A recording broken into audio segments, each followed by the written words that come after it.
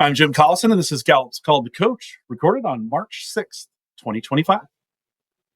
Called to Coach is a resource for those who want to help others discover and use their strengths. We have Gallup experts and Gallup certified strengths coaches share tactics, insights, and strategies to help coaches maximize the talent of individuals, teams, and organizations around the world. If you're listening live, we'd love to have you in our chat room, or if you're listening to the podcast audio or YouTube video after the fact, you can always send us an email, coaching@gallup.com. Don't forget to subscribe on your favorite podcast app or there on YouTube. Hit the subscribe button so you never miss an episode. So, Emily Behling is our host today. Emily is a senior education consultant here at Gallup and specializes in helping education leaders leverage data-driven insights to create strengths-based, engaged, and high-performing cultures. Emily's top 5 is achiever, positivity, communication, relator, and learner. And Emily, as always, it's great to have you on Called to Coach. Welcome. Yeah, thanks so much, Jim. Really excited to be here and so excited to have Ted joining us today. It's a real pleasure to have you here, Ted. So just want to give a quick introduction. Ted Neitzke is the CEO of CESA 6 and the mayor of Port Washington, Wisconsin. Ted is a lifetime educator and has served high levels of leadership in the United States. Those who know Ted would say he has great energy, creativity, humor, and a passion for learning and leadership. Ted's top 5 strengths are strategic, futuristic, activator, positivity, and learner. So thanks so much for being here, Ted. And I know there's a lot more to your leadership story than what I just shared. So I know the listeners would love to learn a little bit more about you and your leadership journey. Yeah. Well, thank you. And thanks for having me on. This is fantastic. And like pointing out my top 5 there has allowed me to go, some pretty cool places in my career and life, because I started out as a classroom teacher in a small rural school system here in Wisconsin and worked my way into levels of leadership there, just because of really those 5 strengths, actually my whole 34, knowing when and where to use them. But yeah, that's been my opportunity here now as CEO of CESA 6 and, really engaging in the work of, what Gallup helps us with and helps us get better with. So pretty fortunate to use all of these tools as a guide for our mindsets and our strategies. Yeah, absolutely. And I know we'll hear your strengths come into play a little bit more today, but for those listening who might not be in the world of education, can you tell us a little bit more about CESA 6 and explain the role that it plays in Wisconsin's education system? Yeah, so in the United States, every state has some version of what we do. So CESA stands for Cooperative Education Service Agency. There are 12 of them here in the state of Wisconsin, and we are number 6. We basically serve the central part of the state of Wisconsin, overseeing the support of 39 public school systems and all school systems that will have needs or will work with us, both private and public. We are publicly overseen, but we're a private entity, if that makes any sense. So we're entrepreneurial.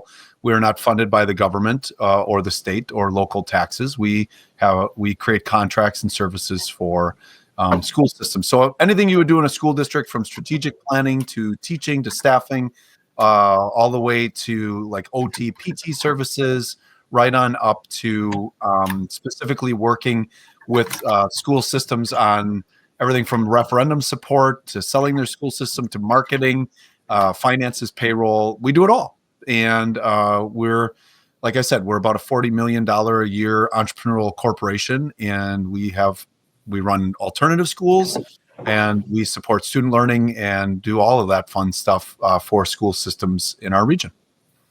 Yeah, absolutely. And maybe you can tell us too, I feel like CESA 6 has such a unique mission, but then I also love your values. I know our title today is Engaging Your Storm. So can you tell us a little bit more about what it means to be a Buffalo leader and some of the values that you all really strive towards? Yeah. So thank you for that. So if you look at our, or you look up our company and you see our logo, it's a paper airplane. And we did a market analysis a few years ago with all of our customers and clients. And the one thing that kept coming up was that we were fun and engaging. And we thought, you know what, our logo should reflect that. So like, while most education corporations have an Apple or children and teachers, we're like, well, what's the fun side of school? Paper airplanes. So we're like, that's what we want to be known for. And we wanted to be able to also represent that we were fast moving, innovative, and, supportive of their systems.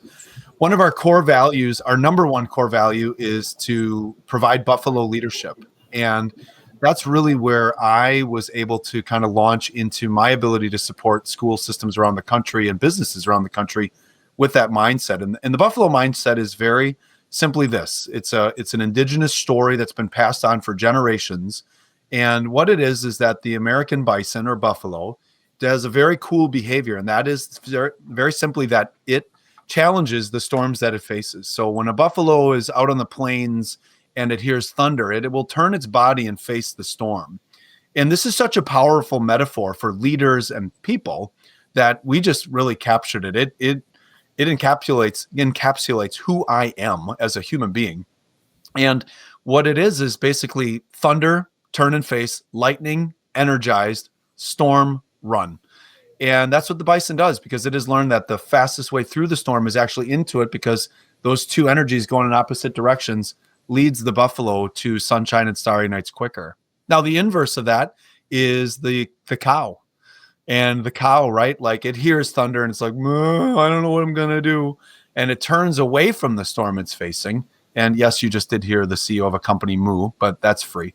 And it turns away from the storm it's facing and it ignores it, but it always catches it. So what we want to do as an organization is we want to work with our staff to make sure we've got a highly engaged environment that's strengths-based, that uses those strengths to then face those challenges that we have and go to them proactively and optimistically. And that leads us to having a really cool culture where, I always tell people when I'm coaching them that when people respond to you sarcastically with your quips and quotes, it's sticking, right? So like when a problem emerges here, people will say, I suppose we have to charge into our storm. And everybody just looks and says, yes, now let's get to it. So that's where that comes from. And that is our number one core value, is Buffalo leadership. And we fuel that by, taking on any problems that we're facing for, the kids in the schools that we support, because our core purpose is to empower children together. And our mission is to provide the solutions for our customers immediately so that they can do that. Yeah.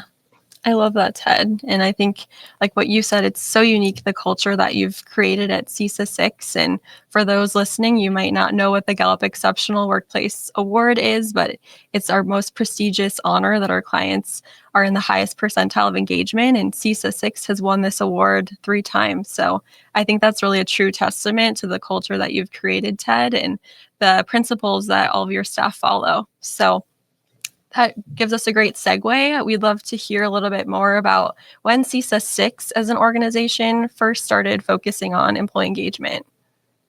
Yeah, so it was about 9 years ago, maybe 10 years ago now. It was right before I arrived, and I had been the superintendent of schools in a pretty large system in Wisconsin, and we used the Q12 with our employees because we wanted to find a proactive way to position ourselves to be able to respond to retention, well-being, workplace satisfaction. And it's just a phenomenal tool for that. When I came here, they had just done the survey and hovered right below the national average. And one of my key learnings in the evolution of my own leadership was the importance of people. I didn't always believe that, because that really, for me personally, I wasn't really motivated by my significance is really low on my strengths. I didn't need to be told I was doing a good job. I was just kind of intrinsically driven. And I kind of looked past that for a lot of people. And when we got here and we had seen that, whoa, they're below the national average, we decided we're gonna focus on the people so that we can deliver our mission at really extraordinarily high levels of both engagement and empowerment. So we began that journey and we began to focus on it, and we started to measure it and we started to work it, and, we doubled it, and then we put ourselves in a really, really high position. And, now we're at a 48-to-1 ratio of engaged to actively disengaged. And, that puts us in the top tier of the world. And we're really excited about that, because everything we have done since then has been a lagging indicator of that engagement. So as our engagement went up, so too did other things. So what we started to see was like suddenly like our profitability went up, our retention of staff, our attraction of quality candidates, and our whole candidate pool started to change. So it was significant for us, and it's been a wonderful journey because the shift away for us was in the concept that like no individual owns engagement, that it's every manager in the organization. And that once people really began to realize like, oh, our one-on-one strategies or our, intentional celebrations of failure, like that has all added into some really, really great things. And now we're replicating that and supporting other organizations to be able to do that.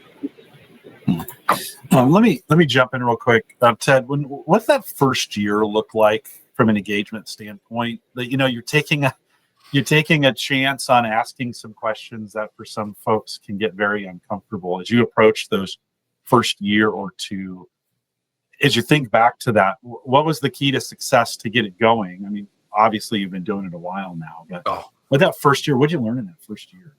Jim, that's a really, really good question. And I would tell anyone who's about to begin that journey or who is on the journey and has just flat lined their results. What we learned, first of all, was that the majority of people saw an engagement survey as a satisfaction survey.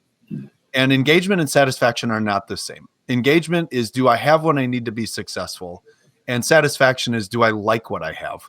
And we had to actually do professional development and bring back to the staff, like we brought back using all the Gallup tools, like Q1, I understand what's expected of me at work. And we actually trained around, like, this is what this is measuring. And then people could actually give really good quantitative feedback of, well, here's what I would need in order to be that.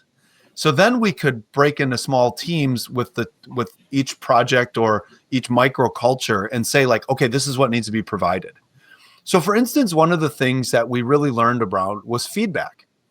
And everyone was thinking the only like when they took the engagement survey, when they took the Q12 for feedback, they would look at it just from the CEO.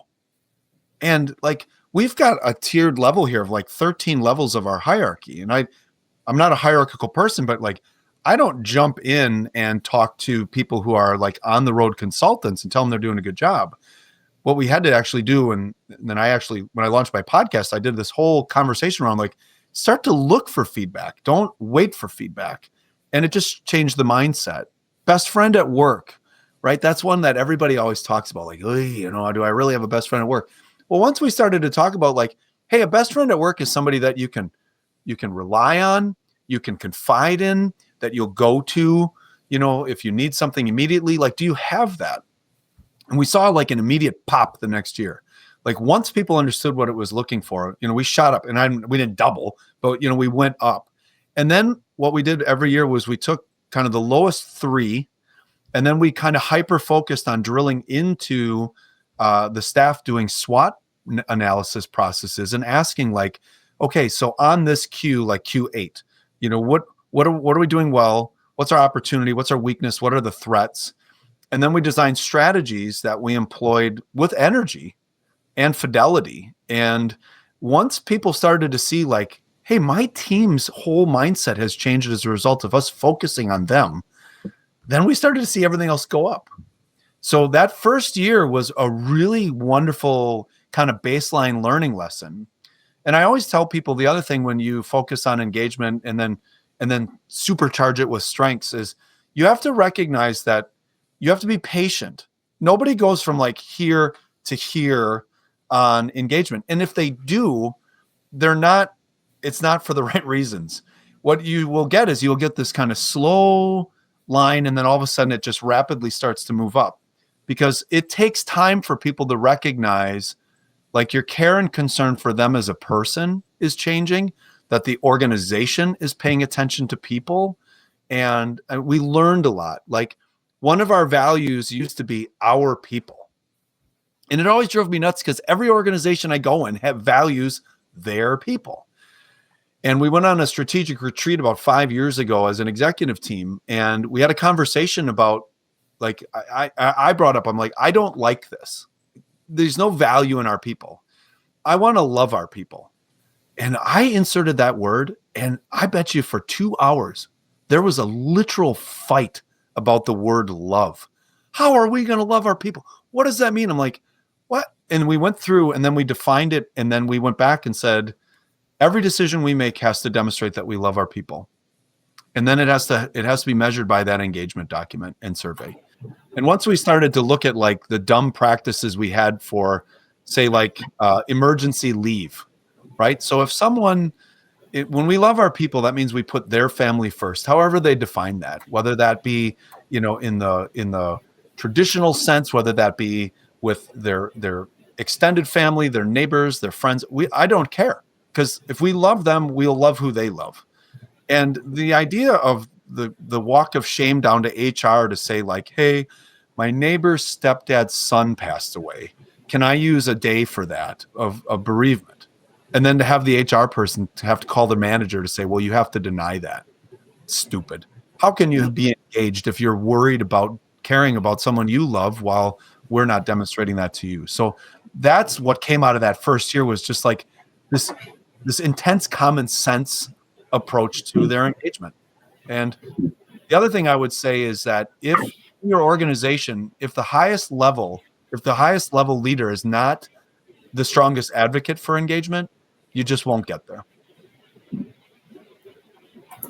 And let me toss it back to you. Yeah, no, I love that, Ted. I think it all starts too at the leadership level and modeling those behaviors of engagement, like I know you do. So I know you talked quite a bit about some of the things that you're working on for CESA 6 to improve engagement, but how did you start expanding your work to the school districts in Wisconsin that you partner with now? Yeah, that's a great question. So as soon as our little Gallup award-winning banner went up, all of a sudden, the people who come in and out of our agency for support and training started to ask questions like, well, what does that mean? And what does it do? And I would say like, well, don't ask me. Ask her. She's the reception at the front desk, or he's the director of this. And one of the things that we do is we do something called the Smart Thinking Retreat, where we bring together school leadership teams every summer, and they come from all over the Midwest. And we laid out a challenge a few years ago, which was the first school district in this room who focuses on engagement and starts to get results will also be the first district to break the horrible cycle of like our school really never changes. And there were a handful of superintendents in the room who were like, challenge accepted. And now what we've started to see in those districts is wonderful. Like for instance, CESA 6 is located in Oshkosh, Wisconsin, home of the world's largest air show and the EAA. So there's lots of really cool confluences. We have a university and we've got a really great school district here that's pretty large. And their superintendent and their school board said, we want a proactive way to measure what's going on with our staff so that we're not in a reactive place. And we introduced Gallup. They launched it. And if I'm not mistaken, like they were at over 50% this year for engaged staff. So they are already starting to see this happen. And their superintendent talks about the lagging pull or drag that comes with the other data is like their reading results are starting to improve. Their student attendance is starting to increase because a highly engaged teacher will create that type of an environment. An engaged principal will create an engaged school.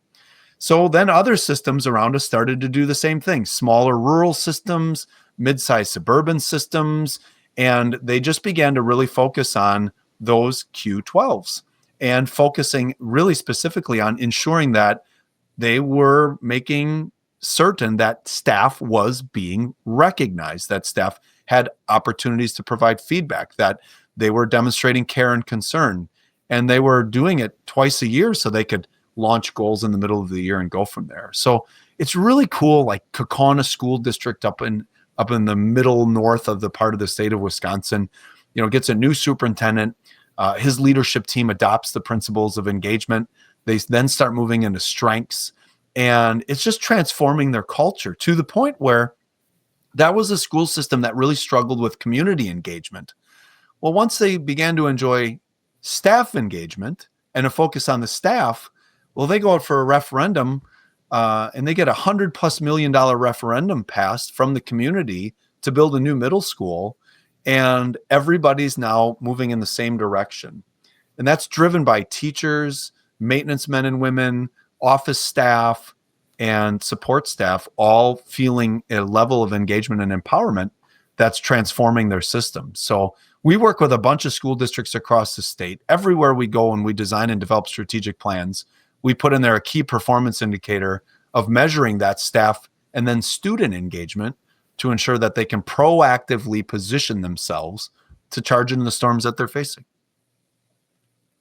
Yeah. I love that connection too, Ted, that you made to the teachers and staff and students, because obviously we know that teacher engagement is directly attributed to student engagement. And it hasn't been easy to be a teacher these last 5 years, especially with the pandemic and remote learning and some of those challenges. So when you think about the districts that you have partnered with, where do you feel like they've struggled the most when you think about the Q12? And where do you feel like districts are doing a really good job of engaging their teachers and staff? Yeah, what a great question. So the first struggle I think that the schools have is the exact same struggle that all employers have.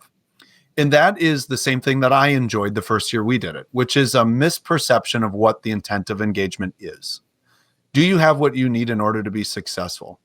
And I think the struggle is, and I believe this in my heart, there are 3 things that only I can decide for myself: my happiness, my mindset, and my engagement. Because engagement is a choice.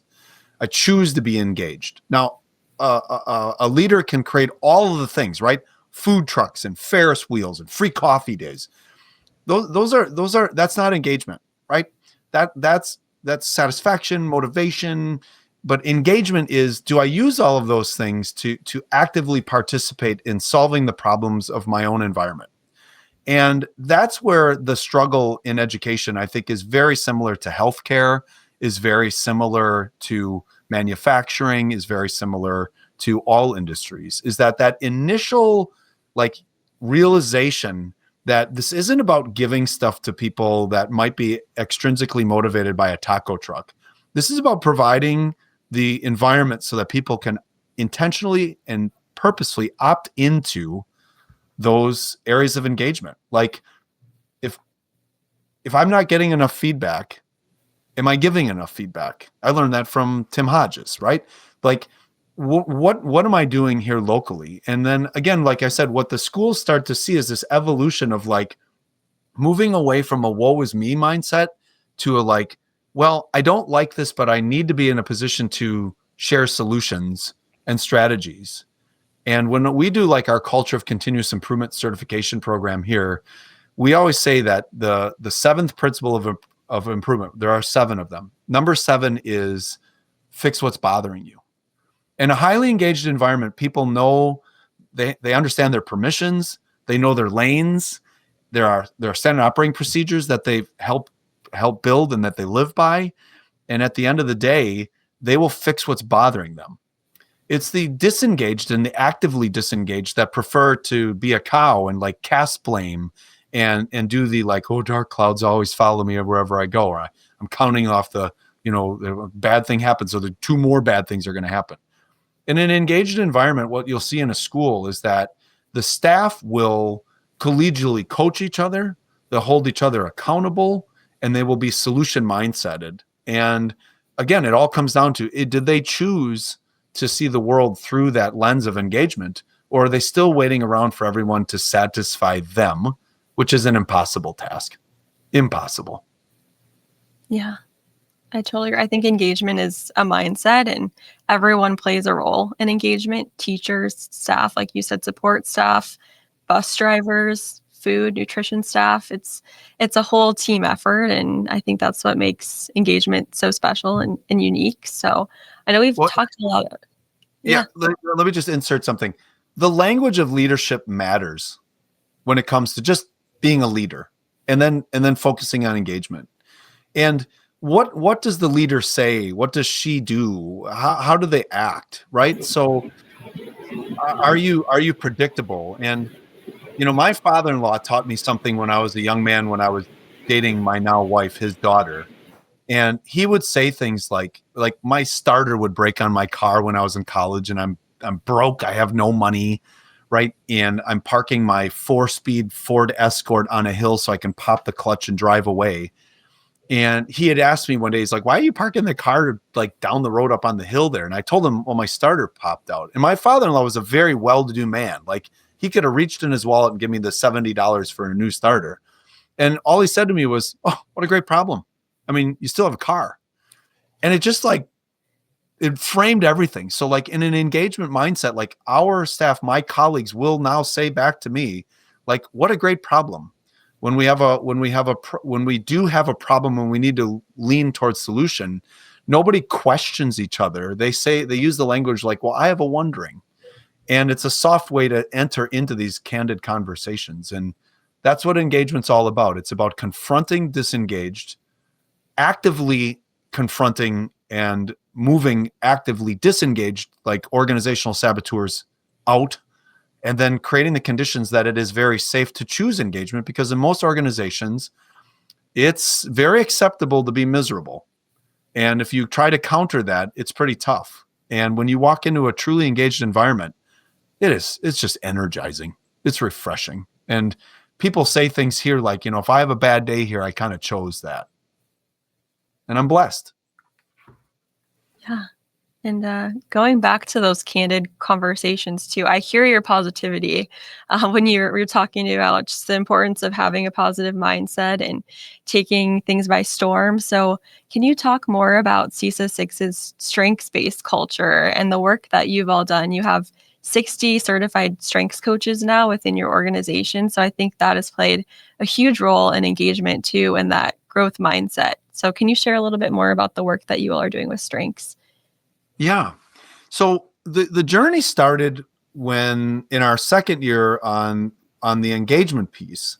What we did was we instituted a one-on-one process that every employee was coached in a one-on-one. So like I coach my chief suite, the chiefs coach their executive directors, the executive directors coach the directors coach their, it goes all the way down. And everybody from like a limited term employee all the way up to me is coached so that they have that opportunity. Well, the first year we hit the engagement like bell and we were like, whoa, we qualified to be a global workplace. I had a little anxiety attack. I've coached my whole life, soccer, varsity soccer. I've played. I had never won a championship ever at any level. And now all of a sudden, like we win this engagement championship. And I realized like, oh, this is why the best are not satisfied. Because like I suddenly went to, we only have two places to go here, up or down. And it was a lot of work to get here. So we started to really reflect in the second year of winning the award, the second time, like, what are we going to do different in those one-on-ones? And that's when we started to lean back into, okay, we got real about engagement. Now let's get real about strengths and using the Clifton strengths. So I've had my 34 report for years. I run around, like, well, I lead with this and these are my stackable strengths. And I've been a coach for quite a while. And then it was like, okay, we hired a new chief people officer who we brought in intentionally because she had experience in the Gallup world. And that's when we started to have the conversation with Rochelle and I of like, okay, let's supercharge this by getting the highest level of the organization strength coached. And then let's I hate to use the word mandate, but let's mandate this as part of our culture. And last year we launched into that, and it has fundamentally accelerated. And I honestly think last year we had the most changes ever in our organization, and we actually expected to see our engagement go down, and it held. And I think what the delta was, the gap that we were able to close, was because we had moved to strength coaching and seeing people for what they brought to the organization instead of seeing maybe their soft strengths or weaknesses as deficits, as opportunities. So now that's the language of the whole organization. And it has been awesome. It is awesome. Emily, you'll jump in really quick on this because I get to see those coaches come through the system when they certify or recertify. And so I see that email address all the time come through. At one point, I was even like, I felt it. Like, what is going on? That all these certified coaches are coming through the system. So it was super cool to see that. Ted, for you, do you feel sometimes when the strengths kick in, when people are really embracing it, it's really working. They're really not just naming and claiming, but really aiming it. From an organizational standpoint, can you feel that? And what's that feel like? Okay. It feels like riding a unicorn into the sunset. I mean, Jim, it feels amazing. And this is why strengths give you permission to be authentic. And being authentic in work is really hard because you're usually trying to move yourself to a narrative that you've created in your own head about what the other people think or expect of you. And when you move to a strength-based organization, as long as no one weaponizes their strengths, which is a cautionary tale, what happens is you start out every meeting by saying, like, I'm bringing this to you, and I want you to remember that I'm operating in my strengths. So let's review who I am. Number 1, strategic. Number 2, futuristic. 3, activator. So I envision something, I get the strategy put in place in my head, and I move. Well, when you've got a complicated organization, I'm kind of a dangerous leader. So what'll happen now is, and I just did it on Monday, I stood in front of all of our executive leaders. So we had a room of about 40 some people. And I started out by saying, I'm operating in my strengths as I'm discussing this. I reviewed my strengths and I shared with them, now please don't go into my lower 34 here and ask for details, the process to be perfect for me to consider like how disruptive this is for you. I don't default to that when I think. So please give me grace. And then I laid it out there. And what happened was, as I laid it out there, I saw this happen. Okay, he's just big IDing right now. And he's going to come to us later for like, and now you guys fill in the gap. You execute on my vision. You influence me with the vision. And what's beautiful is every meeting we do now, we end it with a recognition of how we saw people operate in their strengths. When I'm in a meeting with others, and I know my teams do it as well, when conflict emerges, it's one of 2 things. Number 1, it's a conflict of strengths, or 2, it's a conflict of values, usually being fueled by their strength. So now when I'm in a meeting and I say something like, oh, by 2036, I want 50% of our new revenue to be X. And then I get the little hand up for my little purple friend over there, my little executing buddy, who's like, can you tell me when and how and where and what time the plane leaves? And then I start to feel my blood come up to my brain. Now it doesn't happen because I'll say, like, I really appreciate that you're moving into execution skills and that you're really being deliberative and disciplined on this. But I want you to recognize I am going to delegate that to you. And I want you to come back and tell me how you think you can get here. Where before I would feel like I had to do it all and then I'd be frustrated, etc. And I know I'm just putting it on myself because I hear that in my one-on-ones with my executive team. I love it when, people come in and they complain about communication, and then I look at their strengths profile and I'm like, well, almost all of yours are woo and communication and activator. So like, yeah, that's what you would be demanding because that's how you view the world. So help me. And it just, again, it helps us all be authentic. And when you can be authentic, you can choose engagement easier. So I hope that answers the question, because this, I could talk about that point for 5 hours. Yeah, no, I love that. And just yesterday, Emily and I, as we were prepping for this, we got together to test the studio in DC there and just kind of chat. She says to me, well, I'm going to definitely lead it in my positivity and communication tomorrow as we're doing this. And that's what I hear you saying in the culture, right? The cultures, a lot of folks ask me the question, how do you know? Like, how do we know we're a strengths-based culture? There's a lot of different ways, but you're certainly focusing on one of those, which is, are we saying the words? Are people being recognized for those things that they do? And even more so, are they being delegated to for those themes? Like you said, like, are we intentionally shifting work in ways to say, hey, look, I'm not really that good at this. I'm going to need your help. Are you on or are you on? Yeah. And we also, because we're educators, by nature, almost all of us have learner high and activators usually up in our everybody's kind of top 15. We make it fun.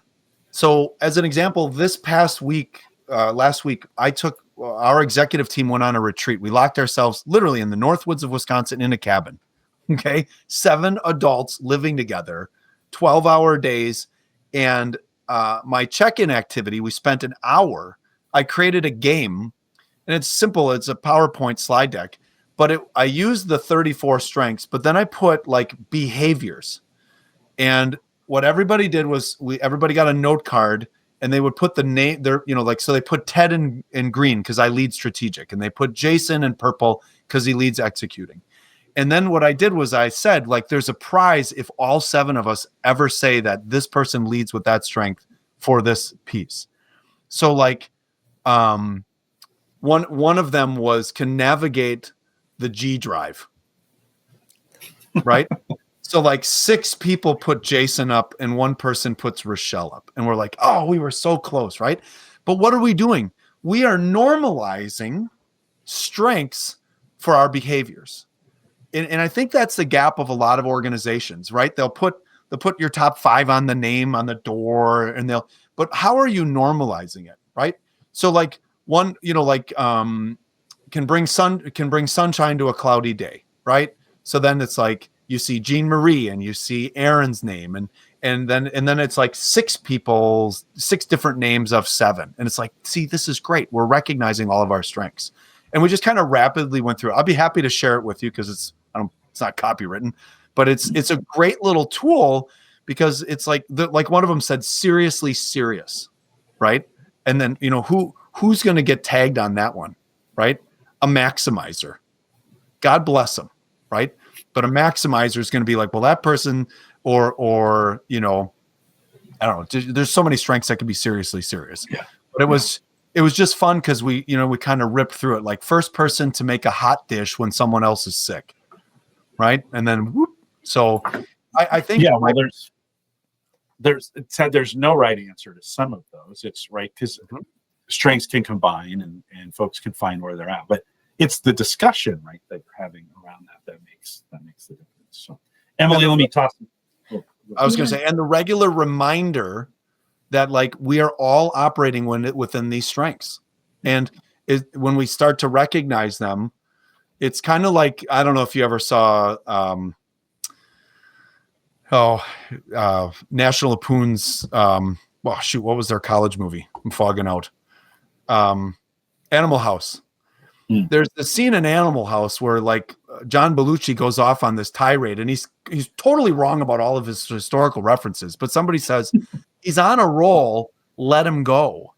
When people operate in their strengths and you recognize that they're in their strength, they're on a roll, let them go, because that creates engagement. Look, you guys are my friends. I can be authentic around you. You give me feedback. You coach me from a place of care and concern. So, I mean, as far as I'm concerned, these are now parallel rails for our organization, and we're not quitting on it to the point where like we give out to our employees. I just put one right here. Like we have our little water bottles. They say my strengths on them, and then obviously they're branded. But then there are stickers that then they put their 5 strengths on there, so that they can just constantly either remind themselves or others by pointing to like, listen, you guys, I'm really sorry, but I'm falling into responsibility here, and I really think that we're not thinking about this, and I'm stacking my responsibility strength with harmony, and I think we need to focus on the people.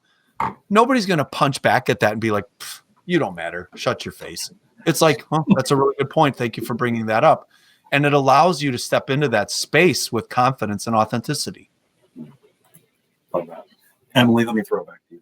Yeah. And Ted, I've heard you say the word recognize or recognition a few times. And as we know, recognition in education is really, really low. So only 24% of teachers strongly agree that they've received recognition in the last 7 days for doing meaningful work. So tell me how you've seen strengths transform the workplaces and the districts that you all are partnering with, and especially when it comes to recognition. So that's a really good area to discuss, is because recognition is something that can be kind of a minefield if you don't naturally do it. In other words, like I've seen organizations that we've supported actually use the Q12 see that their lowest area was recognition or feedback, and then disingenuously start like giving people a card a week and putting out cake to celebrate, we want to recognize your effort, and then only to have it drive down. And they're no longer a client of ours, but we had one group where the first time they took it, they were at 28%. And I always say, like, that's the best and worst it's ever been. We don't know better. We went through the 3, we coached around the strategies, they agreed as a leadership team, and their senior leader decided to like almost punitively provide recognition.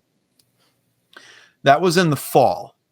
In the spring, they took the Q12 again, and they dropped to 11% engagement across their employee base. I mean, I've never seen anybody go backwards after you get your baseline. And they didn't just go down, they plummeted. And the feedback was, the leadership team is punishing us for not being engaged. Watch this. So why I bring that part up is when we do actively recognize people, it's important to know, and you guys just did a great white paper on this a couple months ago. It's important to know, like, what is genuine, what is authentic, and what is meaningful for people, and then to guide towards that. So my personal favorite strategy is to share a compliment. So we do quarterly meetings with our directors. They come in and they kind of give the state of their project or their kind of business unit.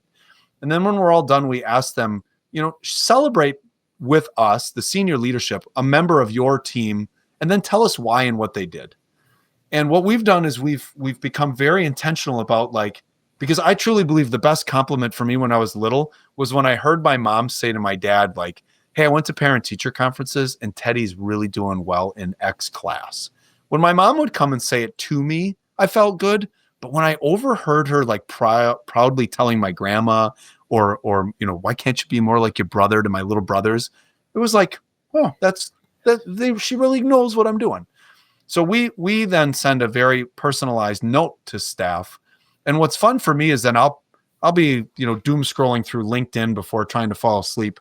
And then I'll see one of our staff members like post a picture of, I got this card from, the CPO today, the chief people officer today. I got this note from who does this. And one of the things that we want to do is we've normalized seeing you to make sure that we recognize your effort. And it's not fake. Like, we're really impressed by, wow, you tried really hard and it failed. And we are right with you. I mean, one of our key values as an organization is to fail fast. And because we know that we learn more and we grow more from that. And we actually have an end of year celebration where we celebrate failure. And you cannot clap or make noise until someone has vulnerably said, here's where it didn't work. Here's what we learned and here's what we did about it. As a matter of fact, I don't know, I just happen to have these things here, but like we give out little noisemakers like, hey, great job. Not hitting your mark or failing a customer or the strategy didn't work. And then that leads again to my point of being that authentic feedback and recognition of, like, we're not just recognizing excellence, we're recognizing failure to make it safe to play in between. And that's a learning from our staff. Like, I'm going to keep using the word normalize because it's this weekend's podcast for me, but that's like normalize these things for people so that it's comfortable, navigable, and predictable. Yeah, I love that. And I don't think failure is normalized enough. And that's why people are so afraid of failure, just because human nature, we all want to perform. We want to be the maximizer, right? We want to put our best effort forward. So, well, in your whole life, you've been taught to aspire for the A. Okay. And you know what? C is actually pretty good. I mean, average is not bad, but we have gotten away from the fact that it's okay to not hit the mark. We got to recognize the journey. And then the powerful part is what we'll do now is we'll go in there and we'll find, like, well, here's the gap.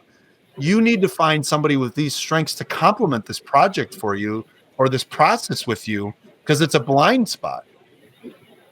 I mean, I just heard myself. I wish my original strengths coach could have heard that, because, like, that was not my language 7 or 8 years ago. My language would have been like, what the hell's wrong with you? Get it together and get it done. And now it's like, well, I can see, you guys, you formulated the strategy, you put to place the execution skill, you considered the people, but you can't convince anybody. Go find an orange person with those leading strengths to at least guide you to get it done. That's engaging, right? That's me looking out for you. Ted, one of the things, we did a high school internship program here at Gallup for a while, and I got the opportunity to lead that. And we'd bring these high school students in for a 6-week summer internship. We give them projects to do, and we were talking about the system and how we teach them. Sometimes, in the education system, we expect them to do an assignment, they turn it in, and it's over. And we would have them write some code, and then we would kick the code back and say, okay, it's good, but it could be better. And the look on their face sometimes was, did I fail? No, but it could be better. Like, you have more time it's not an assignment to do that's one and done. And I think that's oftentimes we think like, oh, I just need to work to get it done. And then we could say, well, what didn't work here? And man, that process took a while for them to get. But once they got to the point where getting it back with corrections or whatever was safe and comfortable, the next set of work they did was like almost twice as good as the original, right? Because they got feedback that was genuine and honest, and it wasn't the best. Like, it wasn't the best work. It could have been better. And so I appreciate that. I appreciate you using that example, because I think sometimes we think if we get the first negative feedback we failed. And it's like, no, this is just the opportunity to do it better. Again, it has to genuinely be safe, though, right? I mean, we have to create that environment of psychological safety so people feel safe in that environment. How do you continue to support an environment that, because it's easy to go negative very, very fast. How do you keep supporting that environment so it stays positive? Yeah, well, first to your point just now, all 34 strengths, all of them support resiliency. The ability not to give up on yourself, to just go, right? And that's not something that's by nature a human behavior. Like, we have to learn to fail, move, and go. And schools fundamentally teach finish, move on, and then the feedback loop of like, yeah, this is pretty good, but let's go next level. That nurturing is what comes. And when you amplify it, like saying, and okay, so here, you guys wrote this code, you got this far, you men, women, and people who got us this far. Now I need you to do it this, and this, and seeing your strengths profile, like, here's the best way for you to approach this. But you guys make your choices. That's not what we naturally do in school. We finish the biology unit and then we move on to amoebas. We don't go back and say, like, let's relearn the gaps. Let's make sure you've got the skills and knowledge, because we're under these time constraints. Well, in the workplace, you have time constraints, but the pursuit of excellence is built into those time constraints of these rapid cycles of failure and improvement. And I think that's something that our team is on the verge of mastery. We'll never master it, but this opportunity to do that. So, again, it's this building of resiliency within people to see that we're going to celebrate every aspect of the work and just make sure that you recognize that we notice what you're doing. And that leads to engagement, and that supports strengths. And it doesn't matter what you lead with. When you get that reinforcement that, boy, we love who you are, even when it doesn't go well and we've got your back, boy, that creates a lot of safety. And that will help it'll help everybody that we serve. Yeah. And Ted, I know that you have high futuristic. I've heard it a few times already today, and I know that we might want to get to some questions in the chat here, but what impact and legacy do you hope to make as the CEO of CESA 6? That's a great question. We just had this conversation. My goal and our goal is to kind of be the education service agency. That's our vision, period. We want to be the most influential education service agency. And we are now moving into really bringing our learning of ourselves to the systems that we serve and building Buffalo culture everywhere we go. And, whether that be like here with the children's book we just published, whether that be supporting people, whether that be just able to answer questions. But most of all, I think what we're most excited about is that we can model for other people the journey, what it looks like and how to do it. And we're going to constantly aspire to be an engaged environment, and we're going to hope that we can keep, we're not going to hope, we're going to work tirelessly to make sure that happens. And at the same time, we're going to work really, really hard to make sure that every employee is strength coached multiple times per year so that they can see what other people might point out as their deficits as their true assets for the organization, and then start to shop those assets to help us all be better. Ted, an organization's thinking about this. They're like, oh, I really wish, yeah, but you don't know my organization. The doubt starts to creep in a little bit. What kind of advice, as we think about maybe wrapping this up, and if folks listening live, if you're on YouTube or LinkedIn, you want to throw a quick question in chat, we take those. But what's your response to it's too hard to do this? What do you say to that? It's too hard to come back from where we are. You don't know my organization. I would have a coaching to courage conversation with that person, because that is the voice of a disengaged leader. You can't quit on the people that you work with before you've even started. And, and like Emily pointed out, positivity for me is number 4, but when I rank mine, positivity is number 1. And for me, an optimist is someone who bets that they will win. And when I run into a pessimist who bets against themselves or the people around them, I question, like, how are you even in that job? If you don't believe the people you work with can find the spark to be in a position to choose engagement and then grow to understand their own strengths, you might need a person in the mirror moment, because the only thing stopping any organization from pursuing excellence in engagement is the leadership's mindset. And Jim, that's a great question, because I have a lot of people who are like, yeah, I don't know. Do we really care about the engagement of people?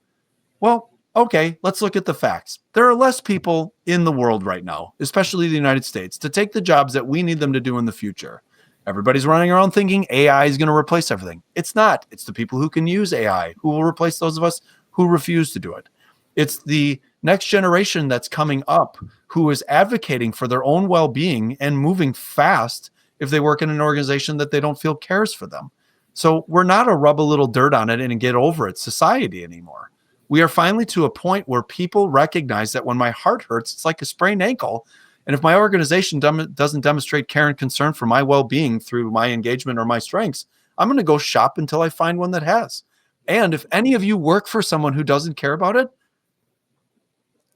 I will help you find a job. And if we have one for you, we will hire you, because we want a herd of people who really believe that it can happen. And again, it goes to, if your chief HR person or a manager within the organization gets all jazzed up about this and starts to do it, but the people above you in the hierarchy don't believe in it, I don't want to say you're wasting your time, but you'll have a pocket of excellence instead of the pursuit of it. So, I mean, Jim, I appreciate that question, because I love when people come up to me and they're like, you guys can do that because you're teachers. Excuse me, mon frere, you don't get it. Like, I work in the industry that's probably the most disengaged in the public sector, period. And it's because of the lack of emphasis on all of those things. So if you quit on yourself, don't even come around me. My daughter is now working in OPS, or Omaha Public Schools. And so getting a little insight of this in working with students in the past, we've seen that as well. So I always appreciate that. Emily, as we wrap this up, let's practice a little bit what we preach. I'm going to put you on the spot a little bit. You work with CESA 6 all the time. From what you see from our vantage point, what kind of recognition would you give those coaches, that team, Ted here? what would you say? How could we recognize them, or how can we encourage them as we wrap this today? Yeah, absolutely. I think you hit it on the nail on the head, Ted, when you say to be authentic and to step into more of who you are. I think that's what makes your culture so unique, is the people. And I've had the pleasure of not only working with Ted, but so many others at CESA 6, and just the passion and the energy that you all have to make the education space a better place to work, a better place for students to thrive. And I just think the mission of your organization is so inspiring. And being a kid who actually grew up in Wisconsin, it's amazing to see the work that is really transforming the entire state. So I would just say keep leaning into your strengths on Wisconsin, really focusing on teachers and staff, because they are the ones who are most influential on our future leaders. So I'm just so proud of all of the work that you're doing, Ted, and everyone else at CESA 6 is doing. It's really a collective effort, and we're just so proud to be a partner to you all. So thank you so much for the work that you're all doing each and every day. Thank you. That was very kind. I Ted, don't know. go ahead. Just say I before I forget, I want to share one other cool experience that I just had for the people who are listening or watching. This Saturday, my son, who is a first-year teacher, he's in the family business. He's an 8th grade social studies teacher. Their school district has all the new teachers do their top 5. And he came home one day and he's like, yeah, my assistant superintendent said that she pulled us from Gallup, and she was kind of surprised. She's like, Charlie, you have a 34 report in there. And he's like, yeah, my dad, he's and she goes, well, I mean, if your dad's a strengths coach, that's kind of cool. So he comes home after years of me preaching about this, and he discovers on his own, like, hey, Dad, can we go out on Saturday for lunch or breakfast, and can you coach me? And I will tell you, I told my wife, I said, I was more excited about him asking me that than when he was 4 and said, Dad, can you be my soccer coach? Like, yes, I would love to coach you through your strengths.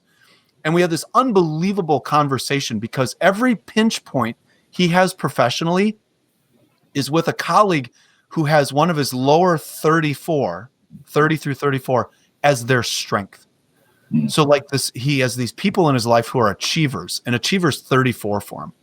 And number 1 for him is developer. Number 2 is positivity. Number 3, his 8 of his 10 are blue. They're all relationship. So this achiever keeps showing up like, hey, what are you going to do and how are you going to do it? And finally, I said, Charlie, you need to advocate for yourself through your strengths and say, like, listen, when you come to me, because she's an achiever with strategy and futuristic, so she could right away think of stuff and then make it excellent, right? And he's like, no, I need you just give me the idea and then I will make it my own. And he's more worried about her being upset. And what was really powerful was we coached through it. We coached through a bunch of other stuff. Monday, he comes home. He says, hey, I had that conversation with her. And I think it went pretty well. Like, she's now just going to tell me what she thinks I should do so I can build off of it. And like, heart was full, fantastic. So like, this is an applicable thing in your personal life, your professional life, and everything within your purview. And that's what I would end with, is that if you truly want to teach people, start at home. Love that. And it certainly, as a dad, that has been some of the best experiences, that I've had, is with my own kids talking about this. Emily, thank you for bringing Ted and CESA 6 here today. This was your idea, and appreciate that. I think you've done a great job of leading us through this. Would you take a second and thank Ted for being here? Yeah, Ted, always a pleasure to get to spend time with you. And I know how busy your schedule is. So thanks for carving out an hour and spending the afternoon with us. And we're, again, just so thankful for our partnership with CESA 6 and excited to see the impact that you can continue to have in the state of Wisconsin. So thanks again, Ted, for being here. We really appreciate it. Yeah, you're welcome. Thank you, Gallup. Ted, I have to admit, if I didn't have a great job here in Omaha, Nebraska, I might be thinking, maybe Wisconsin. Maybe I should figure out how to be working. Because engaged organizations are a talent magnet, right? They draw people to themselves. And so great job. Thanks for sharing that with us, and appreciate it as well. Thanks for coming on today. Yeah, thank you. And hey, remember, engagement's a choice. For sure. With that, we'll remind everyone to take full advantage of all the resources we do have available for you, both strengths and engagement in Gallup Access. Log in my.gallup.com for coaching, master coaching, You want to become a Gallup certified strengths coach like we've been talking about here during the program, you can send us an email, coaching@gallup.com. Stay up to date with all our future webcasts. You can join our Facebook or LinkedIn groups, or find us just about on any social platform by searching Clifton Strengths. And if you enjoyed it, hit those like buttons and subscribe. That way you never miss an episode. For those joining us live, you guys were quiet, but that's okay. Thanks for coming out today. With that, we'll say goodbye.